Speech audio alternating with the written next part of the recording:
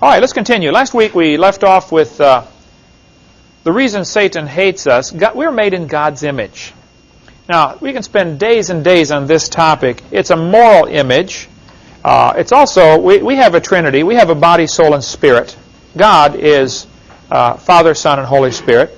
And there's whole books, you can take whole courses on that, so I'm going to refrain from getting distracted too far. We'll never get done. But Hitler is quoted as saying, if you tell a lie long enough and loud enough and often enough, the people will believe it.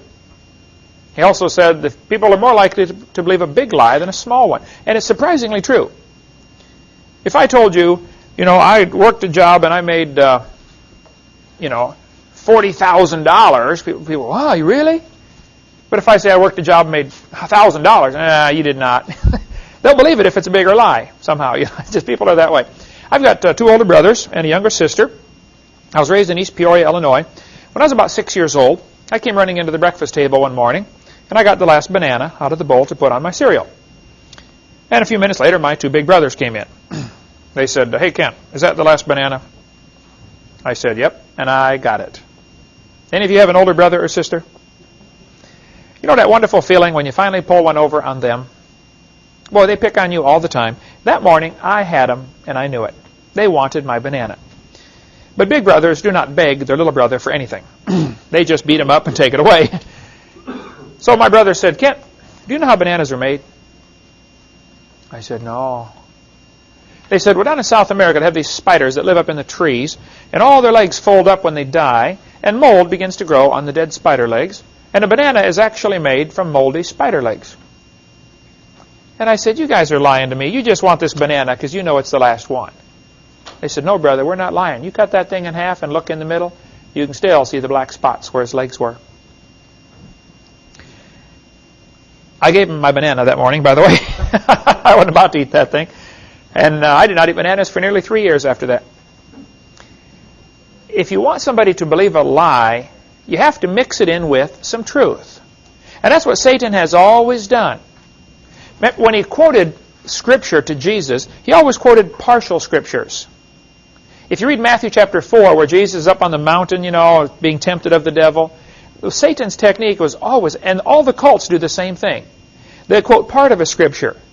They mix a little bit of truth in with their lie, and it's just a technique that it works. I mean, that's what they've been using for years for rat poison. Same idea. You mix two things together. Rat poison is 99.995% good food. There is very little poison in rat poison. If I gave you a glass of water with 2 drops of arsenic in it, would you drink it? Well, it's mostly good water, but it's the poison that's going to get you, right? Now, I'm afraid that television is about the same way.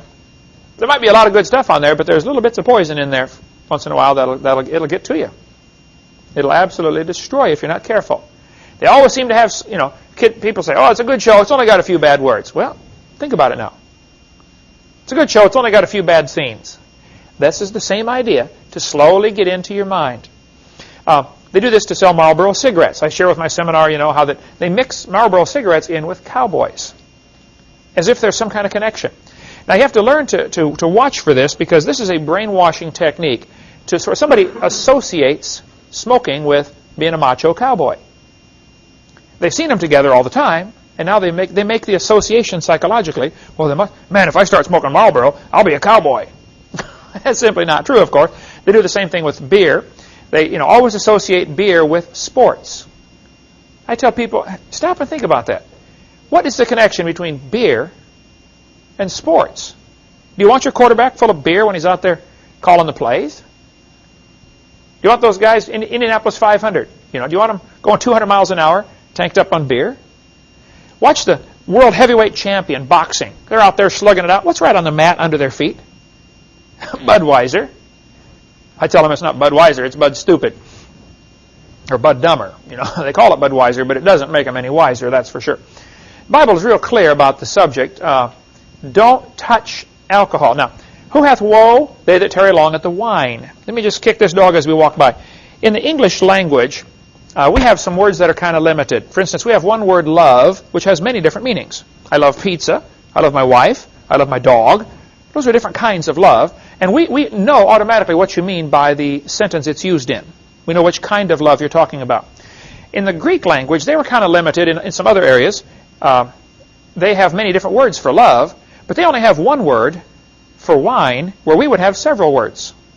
We would have grape juice, grape jelly, grape syrup, alcoholic wine. So there are many different words that we have in English that they did not have in the Greek. They had one word. If it comes from the grape, it's called wine. It does not mean it is fermented, which is why the Bible says in Proverbs 23, talking about they that tarry long at the wine. Then you see in Proverbs 23:31, look not thou upon the wine when it is red. Now think about it. That means there is a time when it isn't red.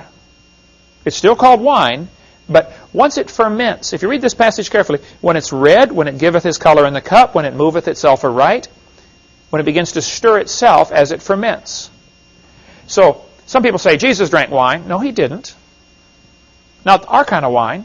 He turned the water into wine, which was grape juice, and they drank it the same day. And Jesus could not have drank alcoholic wine because he would have gone against what the Scripture says. And he didn't violate any Scriptures. So the whole problem comes from the limited Greek language in that particular word, and English has more words to describe that. Anytime you translate, you have that problem. Tanya, you speak Russian, you try to, sometimes there just isn't a good word to put in for what do you mean by that? And sometimes it takes a whole sentence to describe what one word says. And this is a case with wine. The Bible's real clear in Habakkuk chapter 2, woe unto him that giveth his neighbor drink. There's a curse on those that supply alcohol to other people. There's a curse on those that drive the beer truck. There's a curse on those that give out the wine. There's a curse on them. I don't want a curse on my life. I couldn't take a job as a stewardess on an airplane for fear God would be upset with me because I'd have to serve the first-class passengers alcohol when they ask for it. I couldn't work in a store if I had to serve alcohol. I wouldn't want to be a waitress or a waiter if I had to do that. I know some people that have stood their grounds and said, this is my conviction. I'll come work at your store. I'll be a good waiter, etc., but I won't touch the alcohol. And look, if you're a good worker, the boss will give you something else to do. But Habakkuk's a good verse to consider. There is a curse on those that drink alcoholic beverages and those that even serve it to other people. Now, I tell people, one kid said, what's the matter, Brother Hovind, don't you like beer? I said, I don't know, I've never tasted it. I'm 47, never had a drop in my life. I've had NyQuil a few times. And then he said, well, how do you know you won't like it if you don't try it? And I always respond by saying, well, that's a brilliant way to live. Let me ask you a question. Have you ever laid your head under a semi-truck? Well, how do you know you won't like it if you don't try it? You don't have to try everything to know if it's good or bad, okay? There are other ways to learn. And any kid dumb enough to fall for that thing, well, you got to try it to know if you'll like it. Look, that's not, have you ever jumped off the building into the concrete head first? You ever poke your eye with an ice pick? I mean, no. You don't have to do things to know if it's good or bad. You can figure it out some other ways, One good way is to read what God's Word says. Another good way is to talk to somebody who's older. You get these 7th graders taking advice from fellow 7th graders. That's real brilliant. Man, ask somebody who's been around the block a few times. They can give you some wisdom. I like sitting talking to the old people, these 70, 80, 90-year-olds. It's unbelievable some of the stuff they come up with. Just, they've been around, They've learned a few things. What's happening, though, the idea of mixing good and bad together is exactly what's happening in our textbooks. Science textbooks, and I have a huge collection of them, there's a lot of good science in them, okay? But there's some poison mixed with it. If you analyzed rat food, you would find out it's mostly good food. And I'm not objecting to good food. It's the poison that's bad. And I'm not objecting to science, but it's the poison mixed in with the science. And this is how they get by with it. They will say, oh, the book's awfully good. Yeah, but what about the poison in there? Let me show you something. Here's a first grade textbook. They tell the kids in first grade, Earth has changed much since its formation 4.5 billion years ago. They start off with a first grader telling him the Earth is 4.5 billion years old. Now, this is the teacher's edition. So what I'm showing is what's in the margin for the teacher to teach the kids. Teach the kids the Earth is 4.5 billion years old. Now, if you tell that to a first grader, he's going to believe you. Don't you think it's reasonable that the first grader should be able to go to school, listen to the teacher, and believe what they say? I mean, they ought to be able to, shouldn't they? So the humanists know in order to get their religion believed by the majority, they have to start with the kids when they're really young. Start in first grade. They tell them again in second grade. Since its formation 4.5 billion years ago, Earth has changed. At the bottom they say life too has evolved on Earth. Now right here we've got to take some time, and one of the quiz questions next week will be the 6 different meanings of the word evolution. This is how the kids get confused every time. I have learned the hard way, after doing, 46 debates now and over 4,000 radio and TV call-in talk shows, if you want to win a debate on evolution, it's very simple. You first define the word. When somebody says, do you believe in evolution? You have to say, what do you mean? Because there are 6 different meanings to the word. Number 1, we have cosmic evolution, which is more commonly known as the Big Bang. Has anybody ever observed a Big Bang produce anything orderly? If best I remember, Big Bangs produce big messes. Ask the folks in Hiroshima that survived that Big Bang about 60 years ago, right? Ask the folks in Iraq that survived all the Big Bangs we sent over there, several years ago. Cosmic evolution would be the origin of time, space, and matter. Remember we mentioned how God is a Trinity from Genesis 1:1. In the beginning God created the heaven and the earth, is a reference to time, space, and matter. Right there in Genesis 1:1. The Big Bang is an alternative, substitute way to explain how we got time, space, and matter. The Bible starts off and says, in the beginning, God. Now, if you can believe those first 4 words, the rest of the Bible's easy to believe. God created time, space, and matter. According to the evolution, the Big Bang created time, space, and matter.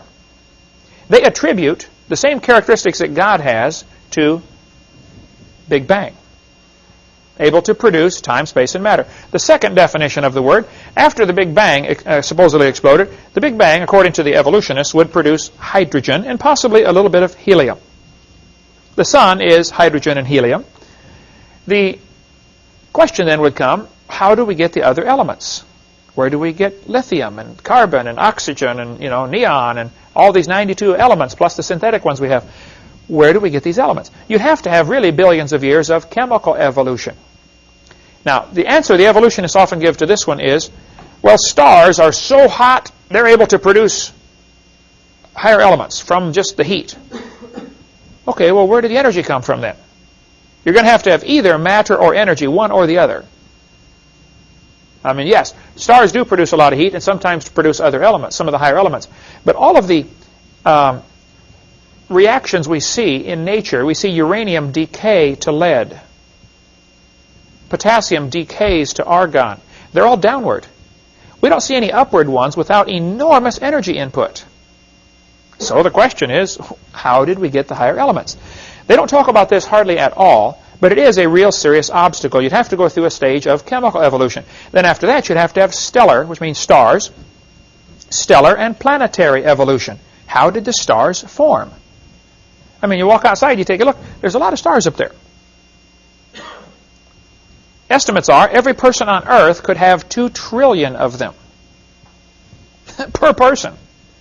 So, where did they come from? One atheist was trying to answer this question one time, and he said, well, don't you know, Dr. Oven, if 20 stars explode near each other, they'll produce enough energy to create a star. I said, well, think about it. You got to lose 20 to gain 1? You sound like a Democrat trying to borrow your way out of debt. You know, if you're losing 20 to gain 1, it looks like a losing proposition to me, doesn't it? First place, nobody's ever seen that happen. It's just theoretical that it could happen if 20 exploded. That's just all theoretical. Nobody's ever observed it. Now, since science deals with what we can observe, we can test, we can demonstrate, this part of evolution is not science. It's part of their religion. It would have to happen, though. It'd have to happen a whole bunch of times. I mean, trillions of times, because there's a lot of stars up there. Number 4, you'd have to have organic evolution. That is basically the origin of life. How did life get started from non-living material? We will cover a whole lot more on that experiments they've tried to do to create life in the laboratory. Back when we get to what's on my video number 4, it'll probably be several years before we get there at the rate we're going in this course. But we cover the origin of life. It's absolutely hasn't happened. Nowhere close. One student, I was in a debate one time at University of West Florida, and this smart aleck student stood up and he said, Dr. Hovind, what would you say if a bunch of intelligent scientists someday create life in the laboratory? I said, well, first place, they're absolutely nowhere close to it. They can't even get the amino acids to stick together very good. And that's just a small building block. I said, secondly, I would have to say, if a bunch of intelligent scientists produce life in the laboratory, that would prove it takes intelligence to create life, which is what I've been saying all along. It would actually prove creation, wouldn't it? It certainly wouldn't prove evolution. It wouldn't prove it could happen by itself, by chance, over billions of years. And it hasn't been done. They're absolutely nowhere close. Step number 5, you would have to have macroevolution. This is the origin of major kinds. There are quite a few different kinds of animals. Where did they come from? When you get into a discussion on evolution, I would encourage you to avoid using the word species. The Bible says the animals will bring forth after their kind. Now just stick with what the Bible says and you'll be fine. Because if you get into a discussion on species, somebody's going to prove to you that a dog and a wolf are different species. And well, by our classification system, they are. There's Canis lupus and Canis domesticus, and they're different species. I point out, well, they're interfertile. A dog and a wolf can breed and produce puppies, so there really is no good solid definition of species. I would say there probably also is not a good solid definition of the word kind, but if you put a dog, a wolf, a coyote, and a banana on the table, and bring in a 3-year-old, and say, which one is not like the others? He could probably tell you, it's the banana, right? A horse and a zebra are the same kind of animal. It's obviously not like a tomato, right? I'm not sure exactly where the border is between the different kinds. There probably is a little room, and that'd be a good area of study. That's an area worthy of study. But it's pretty obvious when there are different kinds of animals. Most of the cases are clear-cut obvious. Some are a little questionable. Okay, we can study the fringe if you'd like, but let's not waste time focusing on the fringe. Let's look at the bigger picture. The 6th and final definition of evolution is microevolution. That is variations within the kind. Now, this one is scientific. This happens all the time. That's what farmers do for a living, isn't it? They try to produce a particular breed that's good for their particular area. You know, if they happen to live in cold climates, they try to get a cow that can survive the cold climate. Down in Texas, where it's hot, they produce the Brahma bull, you know, what can stand the heat. Then you get the Angus that has real good beef. And so when you're in a right kind of temperature area, you combine the two and get a Brangus, which has both heat resistance and good beef. Farmers spend a fortune trying to develop a variety that's good for their area. Even varieties of cotton for certain kinds of soil. But see, variation within the kind, I actually object to the word microevolution because that's what confuses the kids. But they're using it anyway, so we're kind of stuck with their term, okay? See, when they define the terms, it makes our argument a little tougher. The first 5 are religious. They have never been observed. I did a debate in El Paso, Texas a couple weeks ago, and first thing I did, I gave the 6 different meanings of the word evolution. I said, now folks, number 6 is scientific. I wouldn't argue about that. Bacteria become resistant to drugs after a while. I won't argue about that. It's still a bacteria. Roaches become resistant to pesticides. It's still a roach. And there's a limit to the variation. They probably never will become resistant to a sledgehammer. Okay, there's a limit in there someplace, right? So what's going to happen? Scientists or evolution teachers are going to give thousands of examples of microevolution, which is indeed true.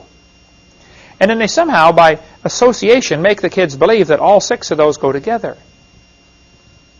And it ought to be illegal to do that. Okay, it's called bait and switch. You get them to offer them one definition of evolution, variation within the kind.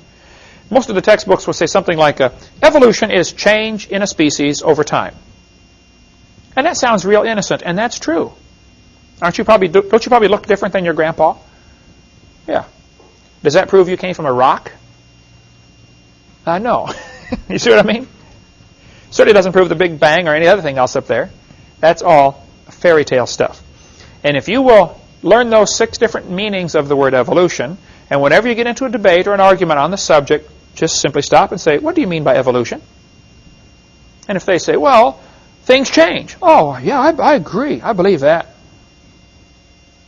Oh, you believe in evolution? Well, I believe things change. I believe the change is limited to whatever information is already in the gene code. That doesn't prove a turtle and a banana are related, that's for sure. It might be that all the 500 varieties of turtles came from maybe only 10 turtles in the Garden of Eden. I don't know how many kinds God made. And today there's probably a lot of new varieties, but still, there's still a turtle. So be very careful. You can win the argument every time, and you got to watch for it, because they will constantly try to blur the border between micro and macro. And they're missing the entire point of the other phases of evolution. Those are the 6 meanings. And if you keep hammering on that, eventually they'll either get mad and go away, or they will get converted. Because that's, to me, is the whole crux of the argument. The teachers are taught, in the teacher's manuals, be sure to stress that the earth is billions of years old. Make sure the kids believe this. If I told you a dog came from a rock because somebody gave it a pill, that's stupid, right? But in the science textbook, they teach the dog came from the rock over billions of years. So if it happens slowly, maybe that happened. It's still a fairy tale, okay? It doesn't happen. Time's not going to change it. You say the man flew through the air, like on some kind of fairy tale. Well, it's obviously a fairy tale if the guy goes flying through the air. What if he goes slowly walking through the air? Is that less of a fairy tale? The whole thing that happens with evolution is they try to hide behind billions of years ago, as if that'll make a difference. And it doesn't make any difference. Okay, the first law of thermodynamics. The word thermo, where we get our word thermometer, means heat. We will ask you to define thermodynamics. Dynamics is where we get our word for dynamite, which means power. So thermodynamics is heat power. One of the universal laws, the first universal law here, thermodynamics, tells us matter cannot be created or destroyed. If you change something from one state to another, you burn the tree, you change it into ash and energy, in the process, something is lost that can never be regained. When you burn the gasoline in your car engine, if it's really tuned up well, is probably about 30% efficient.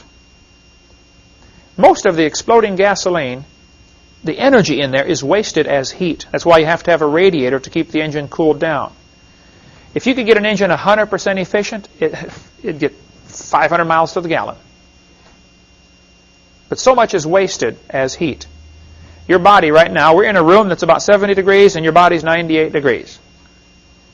All that extra heat is heating the room, which eventually will go out and heat the yard, which eventually heats up the world and dissipates. And it's lost, and cannot be regained. So the first law of thermodynamics says matter cannot be created or destroyed, which raises the obvious question, what started it all? Had to start someplace. Let's take about a 2-minute break, stand up, turn around, stretch. So the word thermodynamics simply means heat power. There are 3 different laws of thermodynamics. We'll get into the first and second one. The third one, I don't remember what it was. Nobody ever uses it anyway. But it's one of those things you learn in physics class and then you forget. But if matter cannot be created or destroyed, and sometimes this is phrased a little different, but this is the same concept. Basically, it says it can only be changed from one form to another. You can change matter to energy.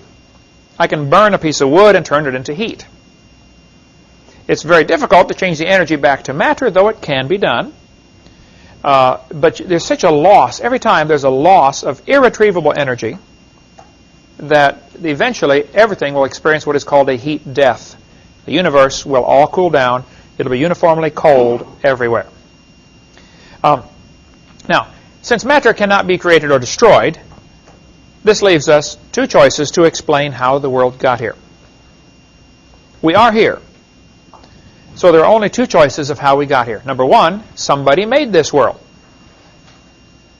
And this is where you get into, okay, who made it? Well, there's all sorts of options there. Is it Allah or Jehovah or God or Buddha or whatever, That's where you get into all the different religions of which one is right. But the fact is, it basically breaks down into two categories. Somebody made it, or it made itself. Now, if you want to say it made itself, well, then you're in the category of there is no God, the atheistic category. If you're a theist, a person who believes there is a God, then you would have to then start to figure out, okay, which God? And what's he like, and why did he do it? Those kind of questions. There are some people who would create a third category. They would say, oh, we're not really here at all. We just think we're here. I think you can forget about those folks, okay? We are here. So either somebody made it like the Bible says, God created the heaven and the earth, or it made itself like the humanists say. The Humanist Manifesto, 1933, first plank was, humanists regard the universe as self-existing and not created. Now, the Humanist Manifesto was rewritten and revised in 1973. That's the Humanist Manifesto 2. That might be a good question. Humanist Manifesto, 1933. One of the signers of the Humanist Manifesto was a guy named John Dewey. John Dewey went to, I believe, Vermont and became the leader of the Teachers College. Under his direction, they produced many humanist leaders who went off and became leaders of major colleges and universities around the world, which then turned out thousands and thousands of humanist-believing teachers, which then went out and took over the school system. Education was infiltrated. To a large part of the blame can go on John Dewey, who was one of the signers of Humanist Manifesto, 1933. So we'll get into education more, but John Dewey and his philosophy of humanism, see, really boils down to this. If there is no God, then we better get together and figure out how to run this world, because it's up to us. Right? So we end up with man's wisdom. Twice in the Bible, it says, every man did that which was right in his own eyes. Well, if there is no God, then how do you decide right from wrong? I often ask people, if they believe in evolution, I say, well, how do you tell right from wrong? Think about it. What is sin, if evolution is true? There's no way to tell, is there? You don't have a standard, nothing to measure it against. But the humanists believe the universe is self-existing and not created. Well, this, of course, is rather difficult to believe, and the devil knew it would be hard to believe. So he had to think up some way to sound scientific that the world could make itself. And over the years, many theories have been proposed to explain how the world can make itself.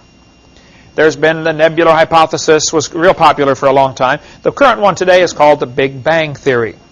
How many have heard of the Big Bang Theory?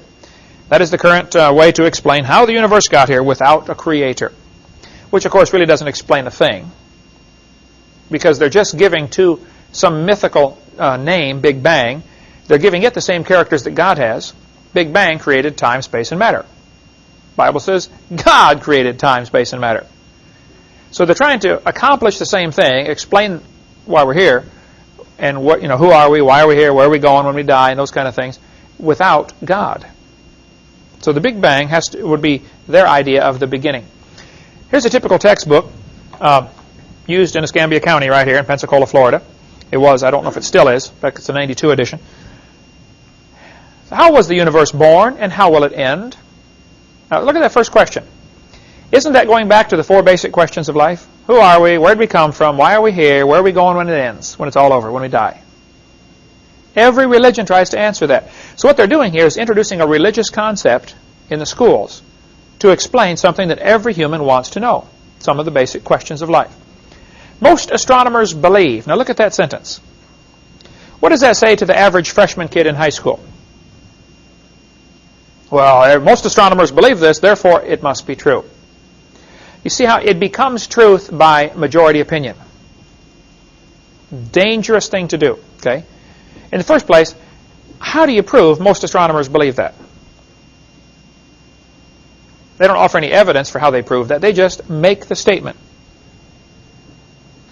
I could say, everybody knows Fords are better than Chevys. Well, first place, probably not true, but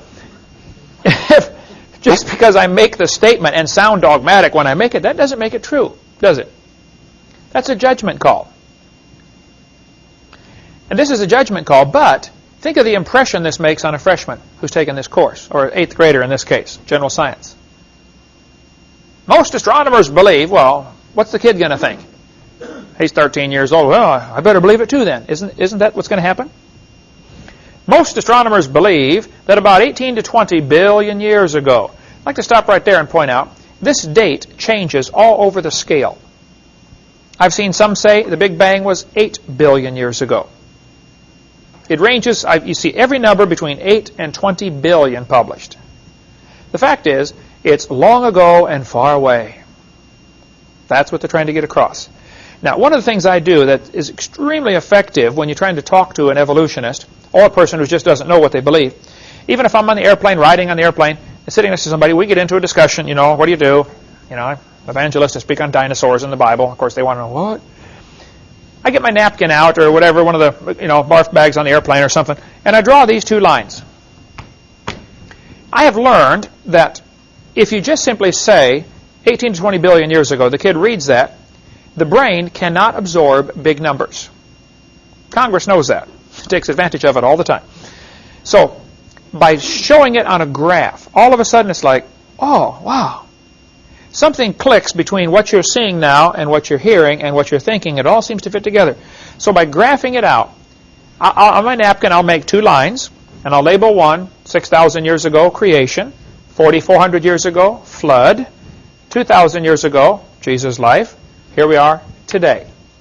By the way, I put the word today instead of a date because my chart would go out of date every year if I did that, right? Then I draw their graph. 20 billion years ago, Big Bang. And I often ask them the question, what exploded? And where did it come from? And the obvious question is, what was before that? But if you graph it out, all of a sudden they can see it's dumb. But somehow the visual, being able to see what they believe on a timeline, helps them to realize how dumb it is. Otherwise, they would just simply believe it because it's a mental gymnastic. And then 4.6 billion years ago, the Earth cooled down, which is what the textbooks teach. And 3 billion years ago, life evolved. Some say 3.8. Doesn't matter. The concept is still the same. Okay. And then this life had to.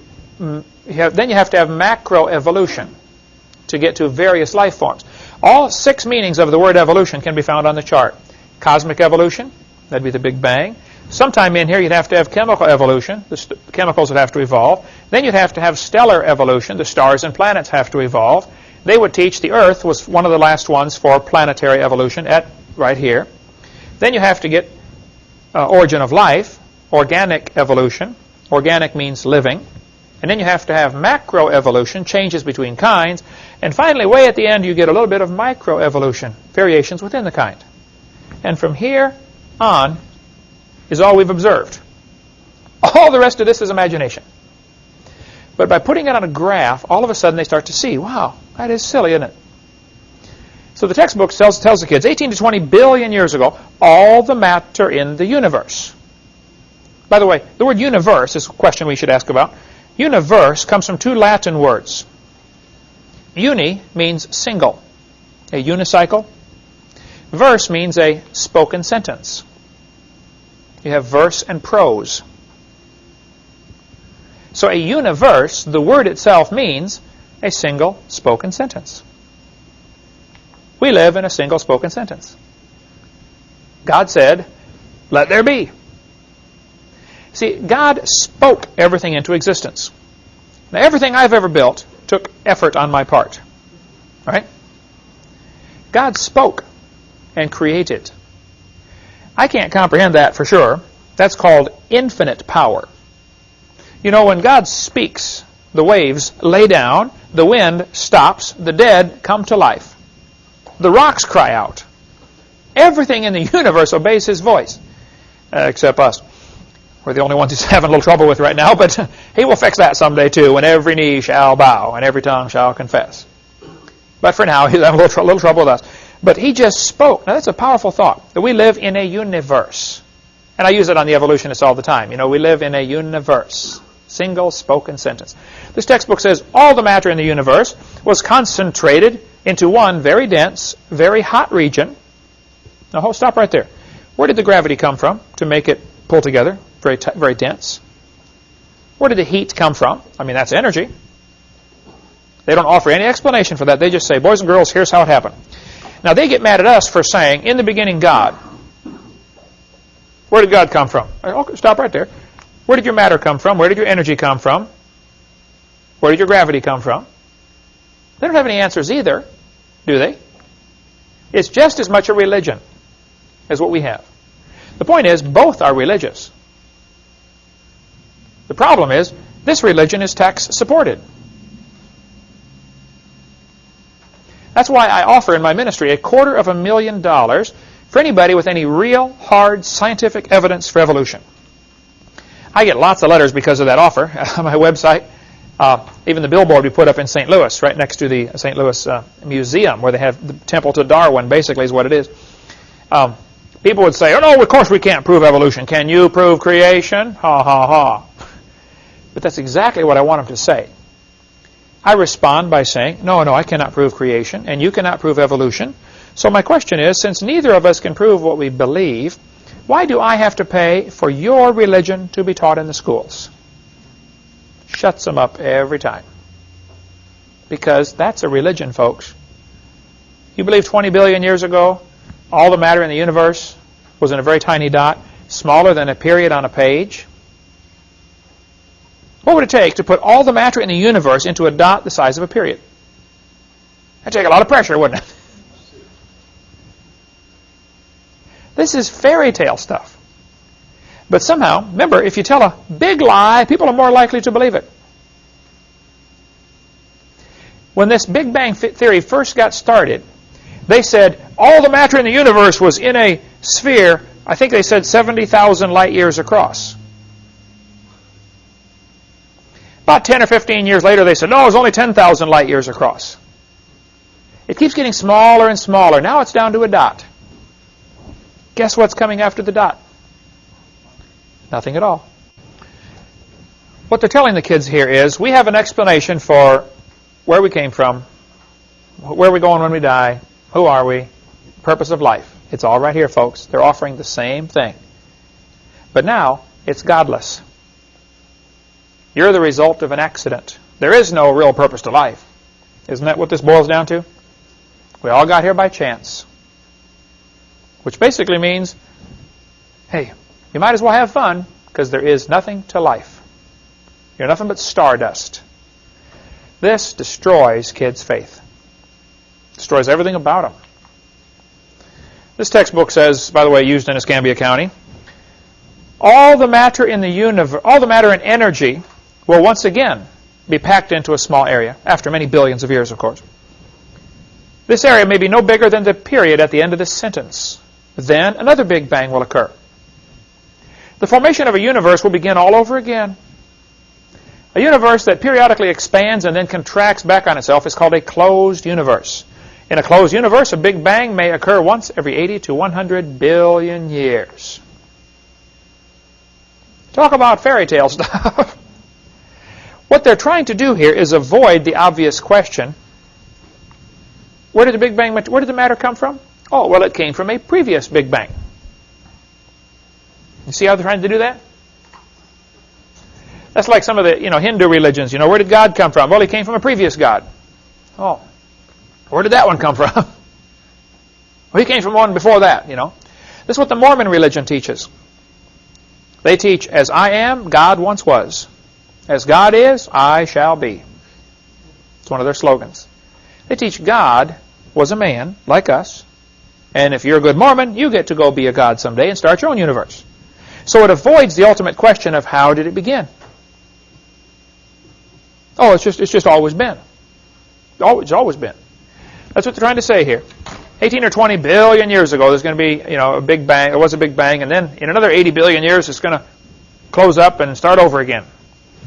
This textbook says nothing really means nothing. This guy's real smart, right? He said not only matter and energy would disappear, but also space and time. However, Physicists theorize that from this state of nothingness, the universe began in a gigantic explosion.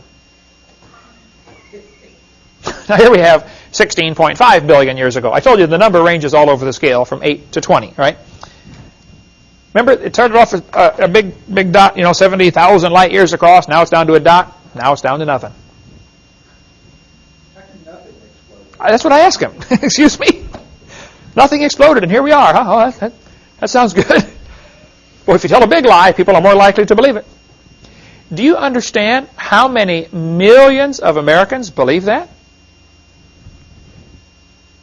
Do you understand how many kids got taught that and believed it today in our school system within 10 miles of where I'm standing? Think about it. Think about the ramifications of that.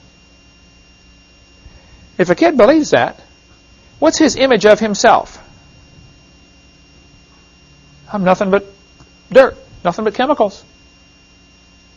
See, the Christian image, you're made in God's image. God loves you. He's got a purpose for you. You get a bunch of kids believing that, there's no telling what they're going to do. One of the two boys that shot everybody in Colorado, both of the boys were strong believers in evolution and followers of Charles Darwin's teachings. One of them had on his T-shirt, "Natural Selection," when they found him dead in the hallway. That's where it leads, folks. Hey, there's no God. Had a kid sat in the second row in a public school I spoke at in Pennsylvania. He said, "Mr. Hovind, I'm an atheist." I said, "Really?" He said, "Yep, there is no God." I said, "Are you sure?" He said, "Oh, yeah, I'm sure." I said, "Well, tell me, son, if you're an atheist, how do you determine right from wrong?" He said, "Oh, that's easy. I decide if something's right or wrong." He said, "I'm the God of my own universe." I said, "Boy, I'm glad to hear about that, son, because I'm going to shoot you in 5 minutes." He said, "You can't do that." I said, "Oh, yeah, you see, I'm the God of my own universe, and I decided it's fine for me to shoot you." What's wrong with that logic? Hey, if there is no God, the strongest survive, right? If I can take it away and I'm bigger than you, well, it's just your tough luck. Doesn't the lion do that with the zebra when he gets hungry? I'm taking your life away so I can eat. This type of thinking leads to the logical conclusion is there is no such thing as right and wrong, so might makes right. This kind of thinking leads to Adolf Hitler, Joseph Stalin, Pol Pot. We get into a lot more on that in video number 5 about how communism and Marxism and Nazism all ties in with evolution. It all starts, you have to get rid of God, which then, if there is no God, who's the next most likely candidate to be the king of the universe? Man. Humanism has to have evolution. That's why it's the humanist worldview. Deify mankind. Ye shall be as gods. Exactly what Lucifer said. And that's what's going on. That's how it ties together. This is Scientific American, which is a major science journal. I want you to look what this author said. The observable universe could have evolved, remember, 6 meanings to that word, okay, from an infinitesimal region, which means a dot. It's then tempting to go one step further and speculate that the entire universe evolved from literally nothing. They put this in a science book and call it science. I'd call it a fairy tale and put it in the garbage. That doesn't explain anything. Science is what we know, what we can observe, what we can test. You can't know or observe or test that. That's wild speculation. He's guessing, folks. He doesn't know a thing. According to the Big Bang Theory, there's several different aspects to this. One of the Big Bang Theory says that a bunch of nothings all over exploded and produced all the galaxies. So it happened all simultaneous. Oh, that explains it real good, you know. Another one says it was all in one dot and exploded and flew out in all directions. Another one, called the nebula hypothesis, says this cloud of dust all got together. Of course, obviously the question is, where did all this dust come from, right? But all this dirt in the universe got together in a little bitty tiny dot, and it kept getting drawn in tighter and tighter, and of course it began to spin. Now, the idea that the universe was spinning which is what the textbooks teach. It's spun faster. This is important because if you go out and look at the planets or the sun or the earth or the stars, everything seems to be spinning. So where did this spinning motion come from? Doesn't it take energy to make something turn around? They either have to have each planet and star and sun and moon start spinning on its own somehow, which is quite a stretch, you know. Why is everything spinning? Or they have to say the initial object was spinning, and that's why all the fragments are spinning. If there was a big bang, you know, this initial object was spinning and exploded. They're faced with a pretty unpleasant choice. Neither one is logical, scientific, certainly not scientifically provable. They say this nebula began to spun. It spun faster and faster, and finally it exploded with a big bang. Of course, obvious questions are, where did the energy come from? Where did the matter come from? You know, who made this big bang anyway? And they don't try to offer any answer to that. Here's my two timelines. And again, I found this is absolutely the most effective way to get the point across. The evolutionists believe 20 billion years ago there was a big bang. The Christian believes 6,000 years ago God created. We believe in the beginning God. They believe in the beginning dirt. They're in the same boat we are, trying to answer how did it start. Now you have to watch. I do debates frequently, and I was in where was I last week? Knoxville, Tennessee. No, Coleman, Alabama the week before that. The article that came out in the paper, somebody faxed it to me. Oh, they blasted me up one side and down. They always wait till I'm gone, you know, and then blast me when I get out there to defend myself. After I left El Paso, Texas, back in October 99, the news article came out, and look at the title here. Religious and scientific leaders debate evolution. Now think for a second. What is the unspoken message here? What they're trying to imply is evolution belongs with religion. In other words, those who believe the Bible are religious and everybody else is scientific. Evolution is combined with science is what they're trying to say. Just by the title. Is it religious and scientific leaders debate evolution? Or is it creation religion and evolution religion? See, they're both religions. But the news media seems to always put the slant that, you know, if you believe the Bible, you're not scientific. The unspoken message, there's a lot of unspoken messages here. The Bible isn't part of science. Religion isn't part of science. Isn't that what they're trying to say? There's a difference between religion and science. They do this all the time, and you got to watch for it. Yes, sir. Isn't it true that, like I said, most scientists, I mean, they lend their credibility, their scientific training to this idea of evolution, and in fact do stand up and debate with you saying, I'm a scientist, here's my credentials, and even though I'm promoting a theory, it's supported because I have these scientific credentials. So isn't it true that scientific leaders are supporting evolution? Why are they doing it? Many scientists do also happen to believe in evolution. I could say some scientists drive Fords, some scientists drive Chevys. It doesn't mean the Ford has anything to do with science or the Chevy has something to do with science. The fact that he believes in evolution and also is a scientist does not mean there's a connection. And you got to be careful with that, okay? Everybody has a religious belief. Everybody has some kind of religious belief, okay? Even atheists. So the fact that a scientist happens to believe in evolution doesn't mean what he believes in is scientific. He's just mixing his religion with his science. Also, you have to watch who gets to decide who is a scientist. The word science means knowledge. So a person who is in the pursuit or study of knowledge is a scientist. Also, if you look at what happened in the Soviet Union, 10 years ago, if a teacher stood up in class and said, kids, I don't believe in communism. Capitalism is a much better system. What would happen to that teacher?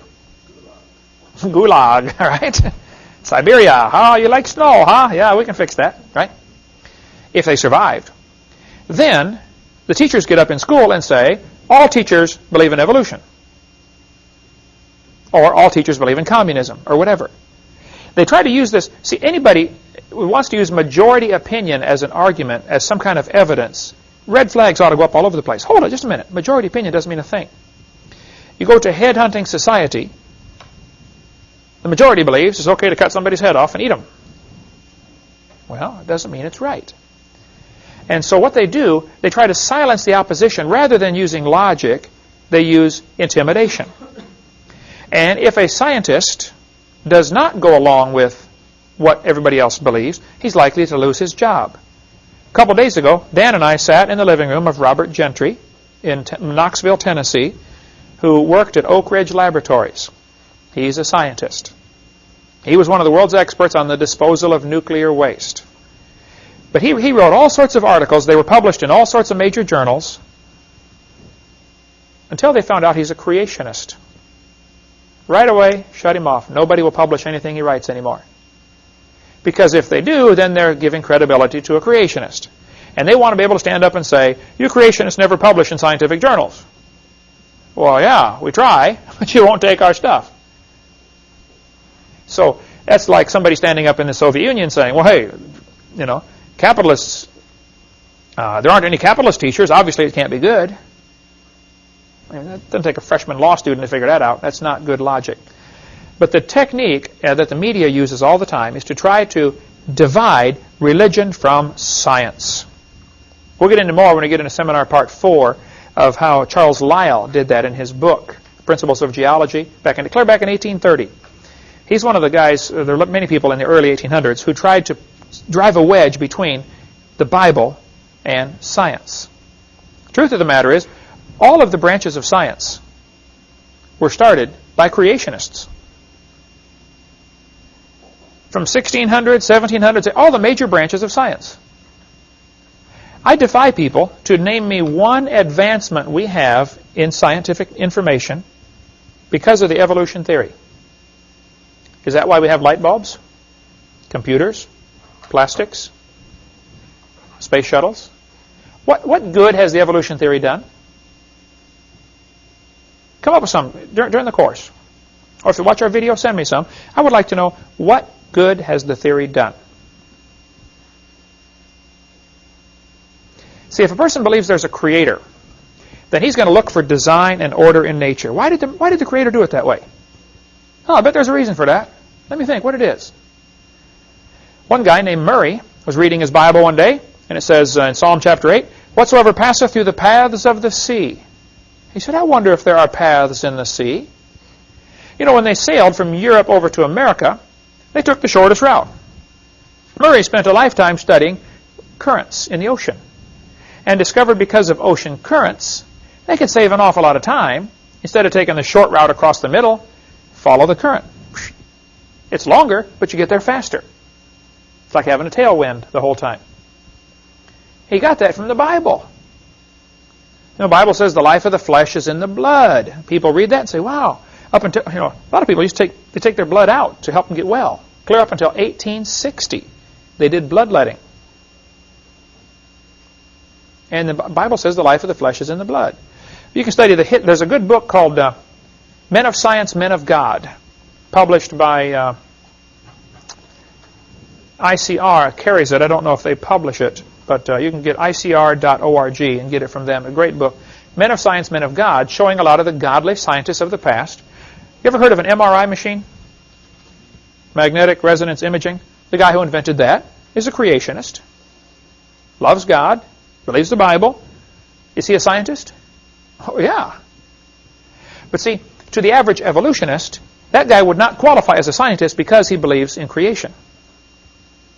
So if they define the terms, who's a scientist, of course they will win the argument. That's how they do it. That's what they're trying to do. They're trying to define the terms. And you've got to watch for that constantly. According to the creationist, 6,000 years ago God did it. According to the evolutionist, 20 billion years ago it just happened by itself. Now, these two timelines are not the same scale. On the top timeline here, every inch is 150 years, which is a long time. Abe Lincoln was not even president 1 inch ago.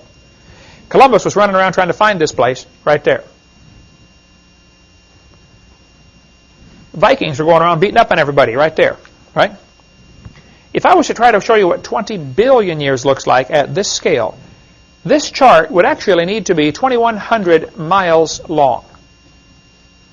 from Pensacola to Portland, Oregon. 6,000 years does not even show up on that chart. I cannot draw a line thin enough to represent 6,000 years. So they're hiding behind long ago and far away. And somehow the brain can't accept that. The brain shuts off and says, well, it must be true. And if you tell a big lie, they're more likely to believe it. That's exactly what's happened.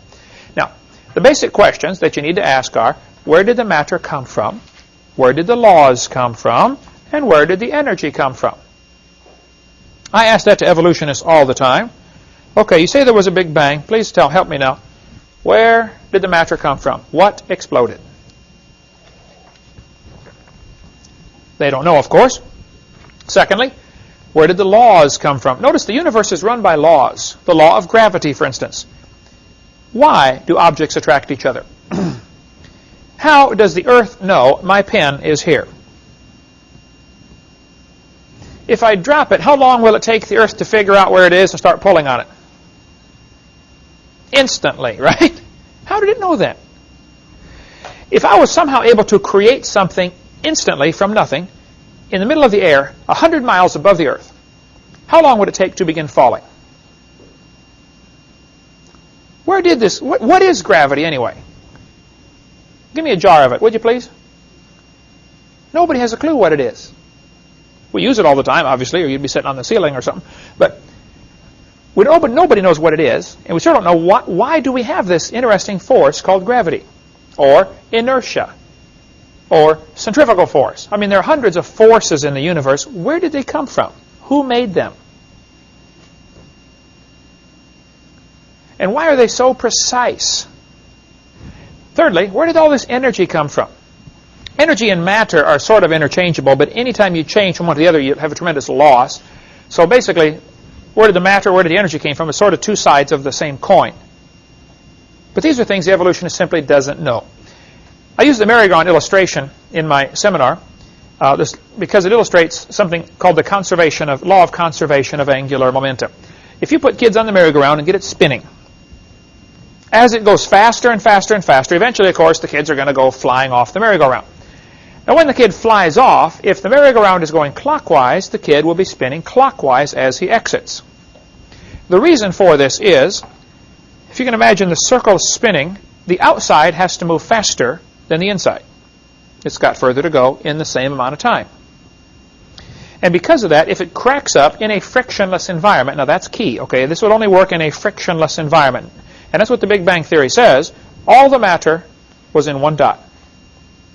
Well, if all the matter is in one dot, then you have a totally frictionless environment. There's nothing for it to hit on the way out. So and they said it was spinning, and it exploded. Well, then, all of the fragments should be spinning the same way. But yet, they're not. Venus and Uranus, and possibly Pluto, they're not quite sure yet. Last I heard, they don't know for sure which way Pluto spins, but they think it may be spinning backwards to the other 6. Here we have 6 planets spinning one way, 2 and possibly 3 spinning the other way. And it's not just 2 planets together. Venus and Uranus have several planets in between. So why do 2 planets spin backwards? One atheist I debated said, well, maybe something hit Venus and spun it around backwards. I said, well, I suppose that's possible, but think about it for a minute. Do you realize what it would take to reverse the spin of a planet? Don't you think it would leave a dent at least?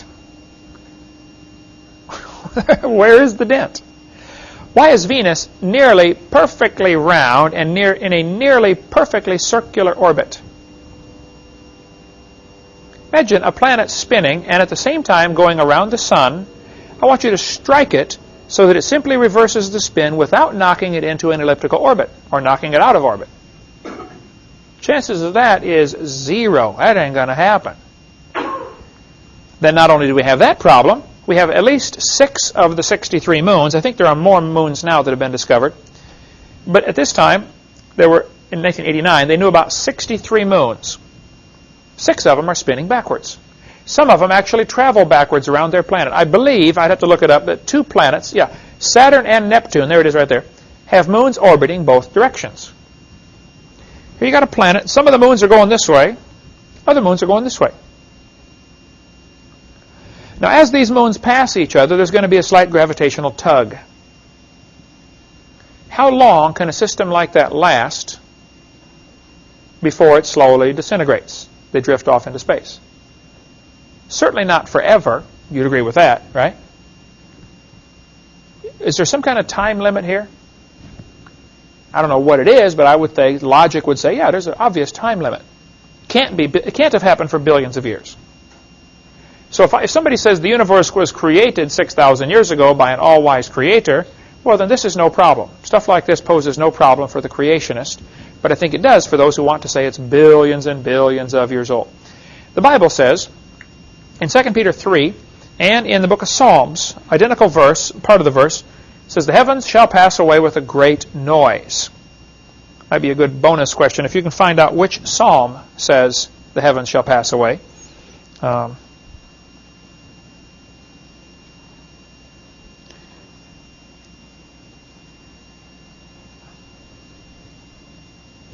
the New Testament writer here is quoting an Old Testament verse about the heavens shall pass away with a great noise, and the elements shall melt with a fervent heat, and the earth shall be burned up.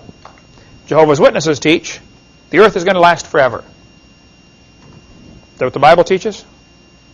No.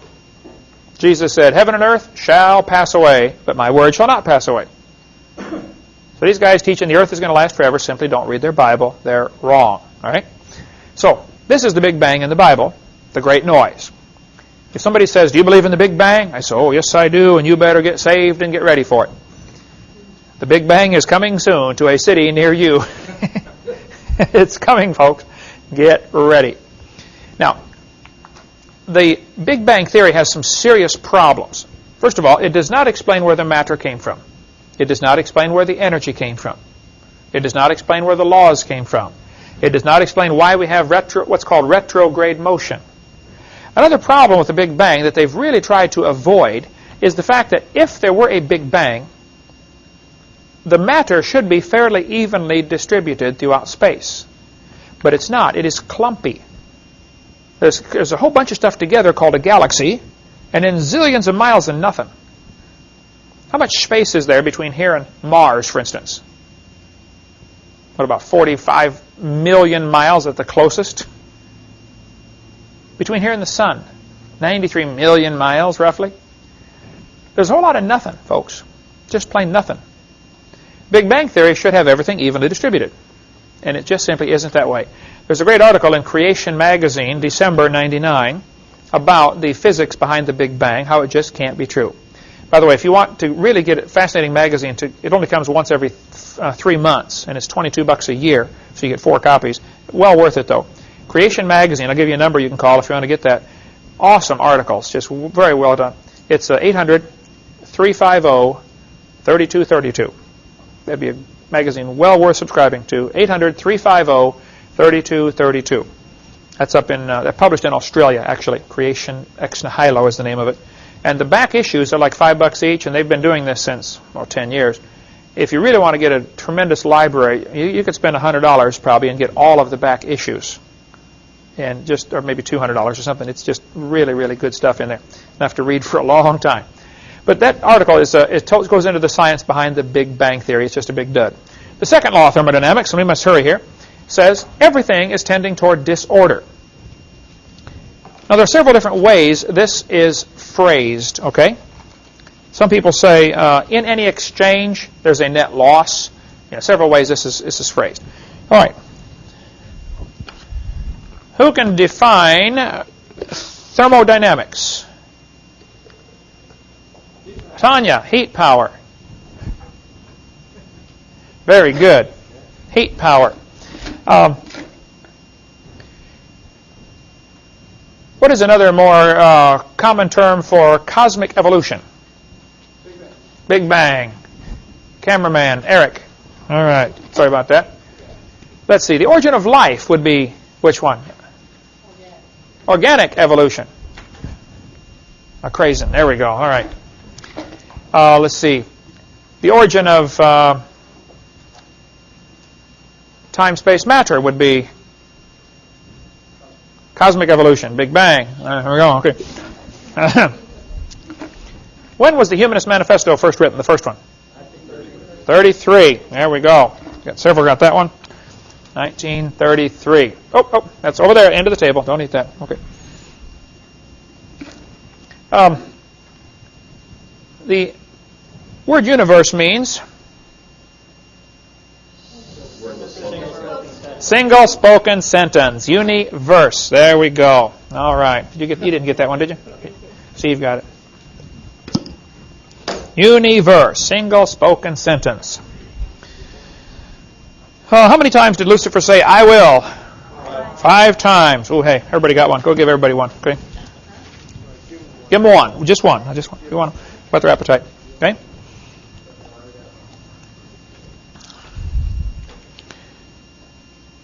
What is the Bible word that means the enlightened one? Lucifer. Very good. Right there. He got it right there, end of that table. Okay. Okay, so the second law of thermodynamics tells us, basically, it boils down to what it means is, if you leave something alone for a while, it's either going to rot or rust or die or fall apart or break down. Absolutely nothing improves with time. Everything is disintegrating. Just take a look in the mirror and you will see, okay? Wrinkles, things just fall apart, right? Now, the Bible teaches that in Hebrews chapter 1. The heavens are the works of thy hands. They shall perish. They wax old as doth a garment. I believe this is also repeating one of the Psalms, if you want to find that one. There's an Old Testament reference that the New Testament author is simply reiterating what he said. Everything is basically wearing out. It'll wax old as doth a garment. Garments gradually wear out. The fibers slowly eat against each other and fragments fly off and make dust, and pretty soon it's real thin, and then pretty soon it falls apart.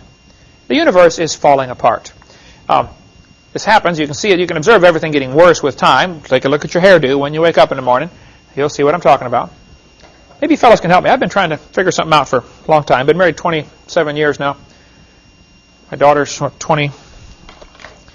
Why does it take the girls an hour of hard work in the morning in order to look natural? If you're trying to look natural, get up and go to work. That's natural, right? No, that nobody wants to look natural. You don't want to smell natural either, do you? That's why we have whole sections of the store to sell stuff to overcome the second law of thermodynamics. Did you know nearly everybody in the world is employed because of the second law of thermodynamics? You are either fixing something that somebody else made because it's wearing out now and breaking, or you're building a new something because the last one broke, right? Really, if you think about it, that law employs just about the entire population of the world. We have to work just to maintain. If you don't exercise, go work out. Second law of thermodynamics will take over, won't it? One guy said, I'm a bodybuilder. I'm building a big one. Look at this. That's just a fact of science, folks. Everything's falling apart. But I want you to see what the textbook says. HBJ Earth Science says humans probably evolved from bacteria. Now hold it just a minute. Which of the 6 meanings of evolution would that be? Macro. Changing from one kind to another. Has anybody ever observed that? No. Bacteria are still having babies, and they're bacteria, right? Humans have humans. Cats have cats. Nothing's ever been observed to indicate this is true. But this is in probably an 8th or 9th grade earth science book, where they tell the kids humans probably evolved from bacteria that lived more than 4 billion years ago. Now, in this book, they've stretched it to 4 billion. As we go through the course, I'll show you lots of different textbooks. The number ranges all over from 3 billion to 4 billion.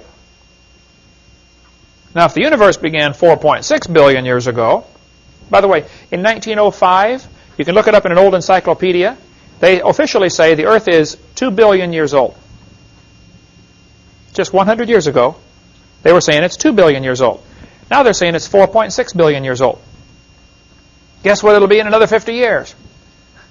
Something bigger number, right? The solution is always add more time. Back in 1770, they were saying it is 70,000 years old. The Earth is getting older, about 21 million years per minute, I believe. It's getting old fast. This textbook shows the kids a fossil starfish, and it says, nearly 3.4 billion years old, the remains of the early ancestors of modern human beings. Was your great-great-great-great-great-great-grandpa a starfish? Isn't this answering the question, where did I come from? Not very well. Not very well, but that's what they're trying to answer, isn't it? Evolution is a religion that seeks to answer the four great questions of life. Where did I come from? Oh, I came from starfish. Look at this one. 30 million years ago, I stopped right there. I said, kids, let me translate that for you. What that really means is long ago and far away. It means a fairy tale is coming next. That's your warning right there. Fairy tale coming up. 30 million years ago, these creatures evolved. Now, there's that word again. It says they are ancestral to both humans and modern apes. Now, hold on a minute. Apes are still having babies, aren't they? Why don't they produce another human? Only this time, let's watch it. See how it happens long ago and far away, but it can't happen in the present? They're hiding behind something that cannot be observed. It's not science. What they're saying is, that's Grandpa. Now, subconsciously, what does this do to the kid? Well, I'm just an animal. So, if I have animal instincts, it's normal, it's natural. Can you see how this ties in? Barbara Reynolds figured it out. She's a liberal journalist. Your kids go ape in school? Here's why. Right there, she said, he's being taught evolution. Johnny, you're an animal. Really? This book used right here. Washington High School uses it. Tate High School uses it. Pensacola High School uses it. That book right now, they're using it now. You are an animal. Share a common heritage with earthworms. Oh, you mean I'm just an animal? Okay. And you wonder. Some of them make you wonder, don't they, you know? Here we sit back and wonder, why do the kids act like animals? Well, look what you're teaching them. And then the idiot news, when some kid shoots another kid in school, which is happening all the time these days. Last week. They jump on the gun control issue, don't they? They're trying to focus the attention away from the real problem, which is what we're teaching them. You ought to get some of the school books, or some of the articles about the 10 most common problems in school in 1870.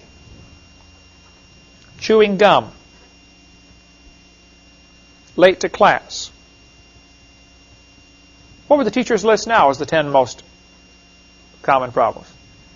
Guns in school. I mean, come on. This is all part of the plan, folks. There's a much bigger plan behind all this. The whole purpose of public education, free government education, was Karl Marx's idea.